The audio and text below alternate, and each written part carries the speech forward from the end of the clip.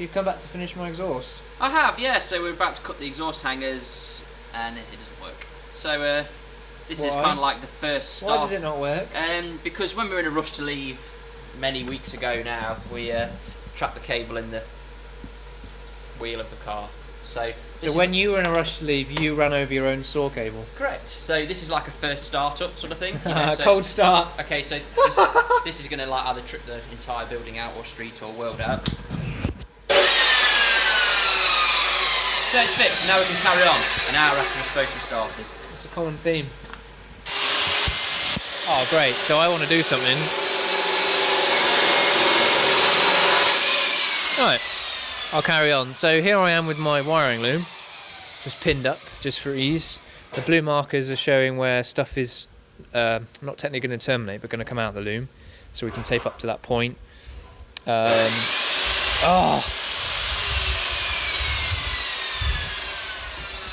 But we've taken off the injector loom kind of rail holder because we're going to put 16 valve one on it.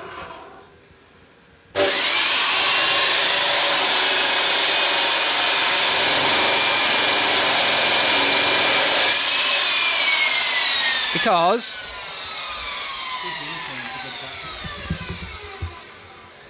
the 16 valve one runs along the back and the 8 valve one runs on the front. So we're going to put that hopefully along the back.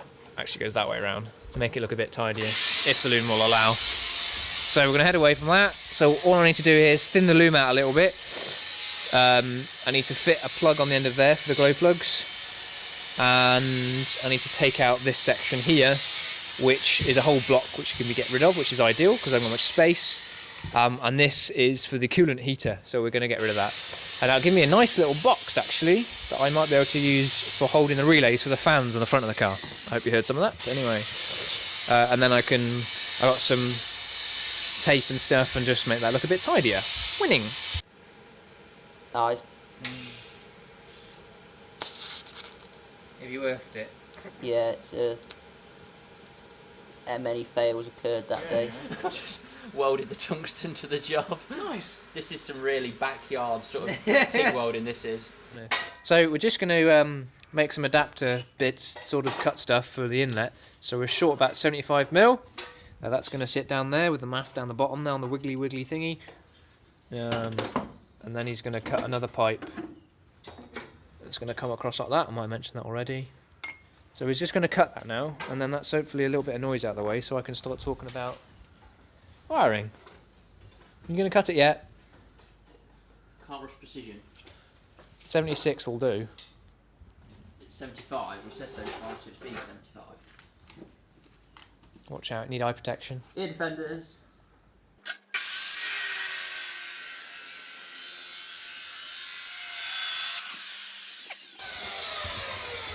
Okay, so what I've got to do here is switch those pins over. So notice on here we have EGR going to pin 52, or 52 to EGR, and we need 26, which goes to turbo, or that would be boost control basically on the 110. So we're going to make a use of that, but all we need to do is switch those pins over, and then I can use the retaining wiring that we've got in the car and leave the EGR solenoid because they're the same. And then the other thing we've got to do is add this, the map sensor. So we share a positive feed from pin 44 and a negative from 34, and then we use pin 71 as a reply, if you like. Then we have the pins related, which will relate to here.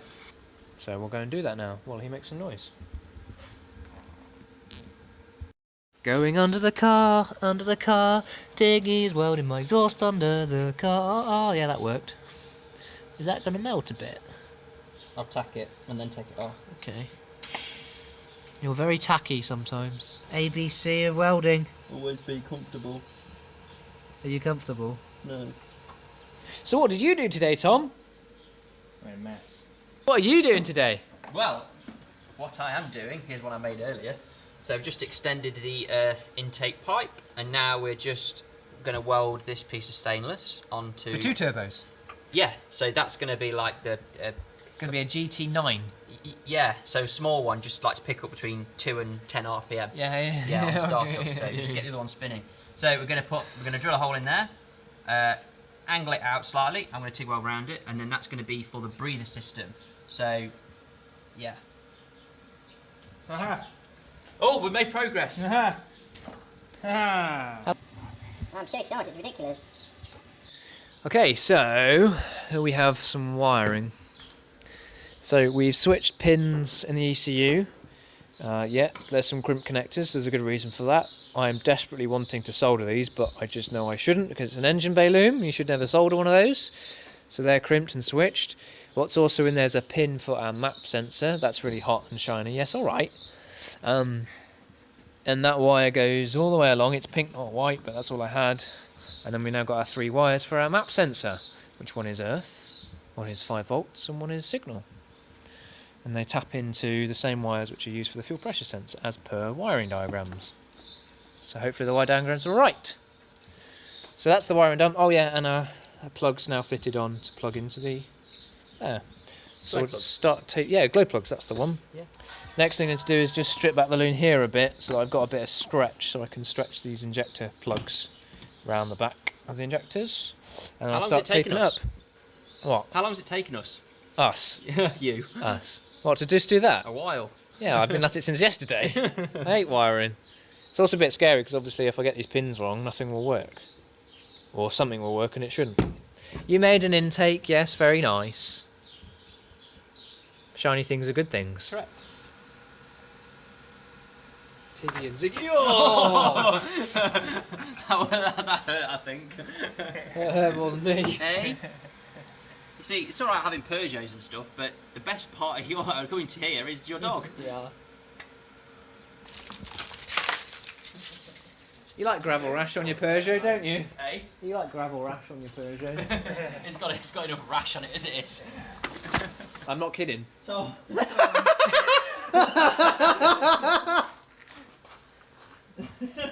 Tiggy says, I'll bring Tom, he knows his stuff. Yeah. It was going in for the last time. Feeding. Well, might be not the last time, we don't know.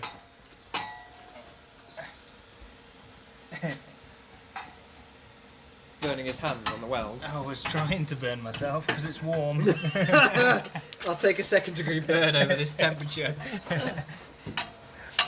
So only flippity gibbet, please. So just about there, and then the airflow will keep the ECU cool. So they get hot, don't they? Yep, yeah, definitely. Cool. Okay. So what we're just going to do now is I just want to see if it will crank over and get oil pressure. So I haven't plugged it in yet. Actually, I need to plug the oil pressure switch in. I'm just going to see if it will crank. And if it makes lots of nasty noises, then might be time to sell it.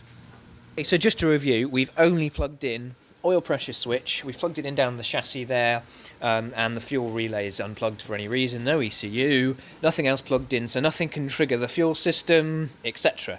The only thing that can happen once we put this wire onto the starter and turn the key is possibly we get ignition, and then we get cranking, and then we get some really nasty clunky sounds because I got the timing wrong.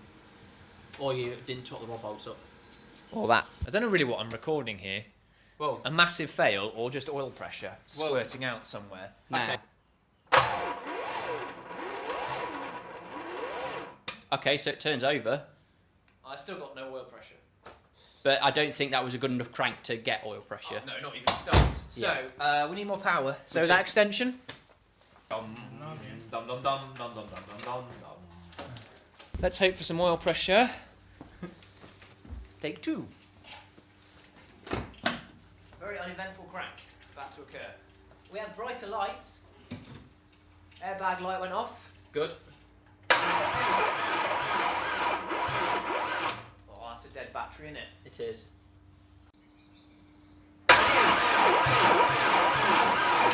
Okay, Charging right. fast. Okay, there's 2 things here. One, I need the battery. Well, 3 things. I need a battery, You do. possibly, likely. Or 2, no nasty sounds. good. I'm quite happy about that. I'm happy. 3, still got no oil pressure. Take 3, we have a battery there and a battery in the boot. And a booster on that battery. Yep. We're looking for oil pressure only, nothing else is plugged in.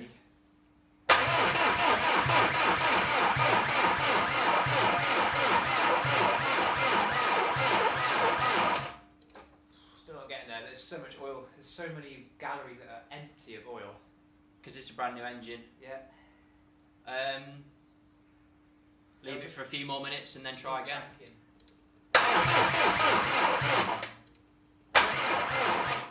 You're doing? Just welding up an extra hanger we've had to add. Nothing too serious really, but Look like you're praying. hey, Looks like he's praying. praying that this car's going to have oil pressure by the end of this 10th night. It's got oil. I was going to say, what you're doing now isn't going to add oil pressure. It might do. It might have just been annoyed that it didn't have an extra hanger. It was annoyed that it was going to knock against its own axle. Correct.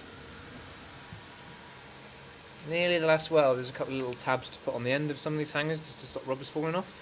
Done with that one and that one.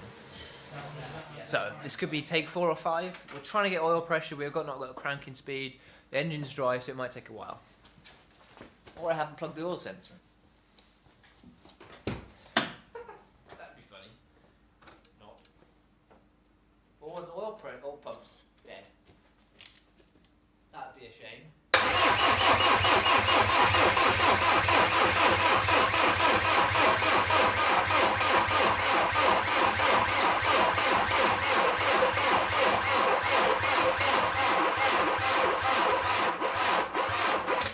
No. Still got no oil light. Okay, so do we take the feed off the top of the turbo and check? Bucket. Yes! Woo! Yes! Now check for oil leaks. Do that again. That definitely went off. Let me do There's that again. oil absolutely everywhere. Oh my, look at the floor. Like... Whoa, whoa, whoa, whoa, it's everywhere. Like, sort of, Good, yeah. have you not seen it? Very funny. Just like Had him going. whatever. Right, let's get evidence of that again. Woo! Look, oil pressure does not mean power, but without oil pressure, you cannot make power. I'm philosophical. So, let's go for some oil pressure. Yay! Pretty good. So Piggy, Tiggy, and Tommy, Hello. we made some effort this Sunday afternoon. No fails, I think. Oh yeah, your wiring failed, but that's all right. Yeah. So basically, what we did is you fitted 3 hangers, 4, 4 hangers. even though I only need 3. We only did 3, but we had a bit of an issue with the exhaust moving side to side, and they hated the hangers kind of favour it that way. So we added another one on an existing hanger mount, and there was enough space for 2 exhaust Lateral rubbers. movement. Lateral movement, as we said earlier. So That's the word. well, whatever. They know what we mean. They're clever. So we just added another hanger just to stop it moving side to side and making an annoying rattling noise. Exhaust is done, and you've done the intake. We've done the That's intake. shiny. I think you've seen that. I've I'll probably give you a seen it. close-up later of that. And we've got the wiring in such a position that we cranked it over, as you probably just saw. So we have oil pressure. So what's left to do is these guys need to go home now. We do. So we thank them very much. Tommy for driving here because his car's got no engine. Next weekend, Maybe you'll see that in an upcoming video, the 2 16 valves coming together. built in unison. Yeah, and the next video you'll see with me will be, well, this will be fitted, and hopefully I'll finish the wiring, and maybe we'll get fuel primed and have a bit of a chuff from the engine. That would be nice. So big thanks to Black Smoke Performance. These are the boys. This is a pair of geniuses who can cut stuff and make stuff work. So thanks to them, and check their page out. I'll put a link down the bottom. So that's it. We're done. We're done. Go home. We're going home. Go.